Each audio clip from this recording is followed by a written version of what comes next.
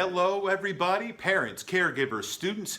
Mr. Moyer, the principal at Rupert Elementary School. I'm coming to you with some tips for virtual learning. We've been doing an awesome job so far. I've seen lots of students engaged, lots of parents helping, lots of grandparents, aunts, uncles, other caregivers helping our children to get engaged with virtual learning. So thank you so much. Here are a few tips of things that we've noticed across the first of the few weeks of school that I wanted to share with you. So, tip number one is to keep in a distraction-free area. Watch out for those open windows, no TVs, no games around.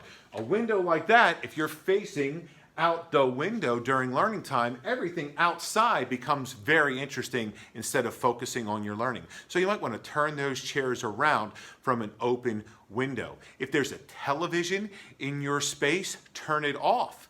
If there are other games around in your space or your toys, keep those in a separate part of the room, or if you can find a different room to go to for virtual learning, that would be great because those things can all be very, very distracting. What's our next tip? You want to have a quiet area. So your area should be free from distractions and quiet. If it's not super quiet, because maybe you live in a house where there's 3 or 4 or 5 kids that are all doing virtual learning at the same time, try some headphones if you can. And be careful with that microphone, boys and girls. The microphone is on unless you turn it off, and you want to check that. There's a little symbol on the screen that will tell you if it's on or off, and that can be very distracting to other boys and girls in the class. So please keep those microphones off until it's time for them to be on. If your teacher calls on you to answer a question or whatever the case may be, turn it on, but otherwise keep those microphones off because all that noise in your area, if you have a brother or sister that's learning, that goes out to all the rest of the kids in your class, and you don't want to distract them. Our next tip that you want to remember is to have a hard surface to do your work on. A desk or a table works great for this. We have seen some students that are lounging on their bed or on a sofa, and that's okay for a little bit, but a lot of times you're going to need a good hard surface to do your work on. So I recommend a desk or a table if you can, and have yourself a good hard surface to do your work.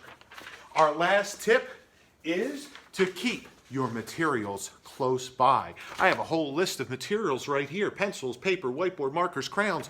You want to keep them close by. Have yourself a kit to keep your book in. You might have a book to read, you might have a textbook, so keep a nice kit nearby that has your books.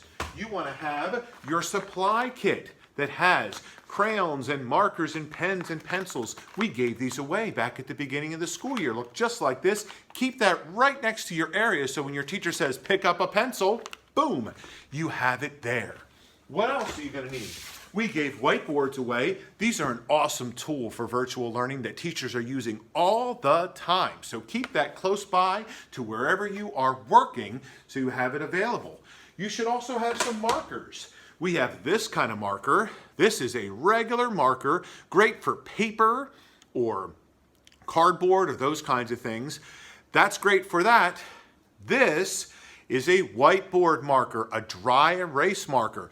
This kind of marker is perfect for this whiteboard.